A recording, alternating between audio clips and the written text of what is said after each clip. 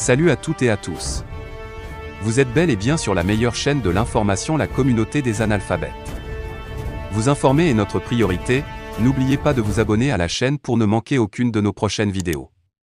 Allons-y. Les pistes privilégiées pour contourner les sanctions imposées à notre pays par l'Union économique et monétaire ouest-africaine, UEMOA, et la Communauté économique des États de l'Afrique de l'Ouest, CEDEAO, sont abordées dans cette interview par le vice-président du collectif pour la refondation du Mali, COREMA. Mohamed Ousmane Argé Mohamedoun jette également son regard sur la situation sociopolitique du Mali. L'essor, pouvez-vous nous présenter le collectif pour la refondation du Mali? Mohamed Ousmane Argé Mohamedoun, à la base, il y a une vingtaine de membres du Conseil national de transition, CNT, des mouvements, associations et des partis politiques qui ont décidé de manifester leur désaccord avec le traité de coopération militaire avec la France. On avait estimé bien avant, avec notre gouvernement de transition, que ce traité devait être adapté au contexte et aux besoins réels des Maliens. C'était cela, dans un premier temps, notre combat. Nous estimons que ce traité ne reflétait pas nos réalités et n'apportait pas vraiment la sécurité à notre pays. Après avoir mené cette lutte, nous avons décidé d'inscrire notre action dans le long terme. C'est ainsi que le COREMA a été créé. Plus de 300 associations, mouvements, partis politiques sont fondateurs de ce collectif. Notre objectif, c'est créer toute la légitimité nécessaire pour que nos réformes ne souffrent d'aucune contestation et qu'elles puissent vraiment réussir dans l'intérêt et les attentes des Maliens. L'essor, quelle est votre lecture sur la situation sociopolitique du Mali après 18 mois de transition? Mohamed Ousmane Argé Mohamedoun, c'est un choix du peuple qui a fait que nous sommes dans cette transition.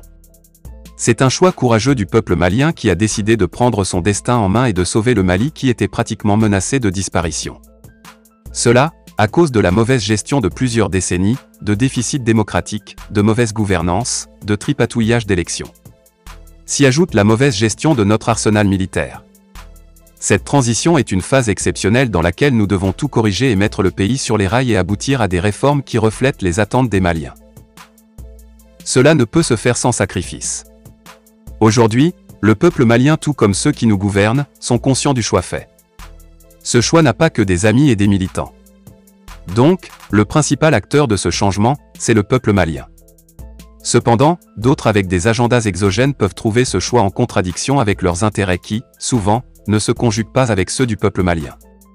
C'est cela aussi la réalité et les difficultés de cette transition. Mais, c'est le choix que nous avons fait, il est de notre devoir de l'assumer et d'avancer pour que notre pays retrouve sa place d'antan. L'essor, depuis le 9 janvier dernier, le Mali subit des sanctions de l'UEMOA et de la CEDEAO.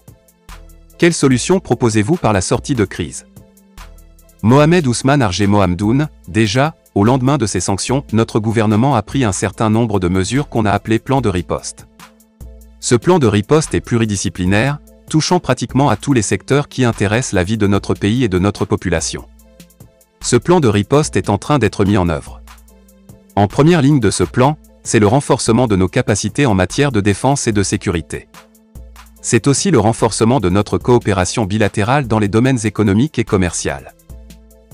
C'est vrai, ces sanctions nous ont sevrés d'un certain nombre de choses, mais ce que les dirigeants de la CEDEAO ne savent pas, c'est que le peuple malien est déterminé à prendre le temps qu'il faut pour développer des alternatives à ces sanctions. À travers ces sanctions, la CEDEAO a aussi fait du mal à d'autres pays de l'organisation qui souffrent plus aujourd'hui que le Mali. Le peuple malien a fait un choix qui n'est pas négociable, c'est de retrouver sa dignité, c'est d'imposer le respect et retrouver sa souveraineté, garantir l'intégrité de son territoire. Nous espérons tout simplement que la CEDEAO va comprendre qu'après Dieu, la souveraineté appartient au peuple. Elle doit sortir un peu de ce qui n'est plus à démontrer, elle n'est ni plus, ni moins que la caisse de résonance de la politique française. Faire cela avec le Mali, ce serait se tromper, parce que les Maliens n'accepteront plus d'invectives, ni d'injonctions, ni d'interférences pour tout ce qui concerne nos choix souverains et de dignité pour notre pays. Nos populations font également l'objet de pression par rapport à beaucoup d'intoxication de ces sanctions, par rapport aux missions militaires sur le terrain, exactions par-ci, exactions par-là. Nous comprenons, les médias vont continuer à dire ce qu'ils veulent dire au gré des intérêts de ceux qui les font travailler. Ce qui est important, c'est qu'aujourd'hui le peuple malien a fait son choix et notre armée est républicaine, respectueuse des droits de l'homme. Elle se bat tous les jours pour protéger ses populations afin qu'elles retrouvent leur joie d'antan.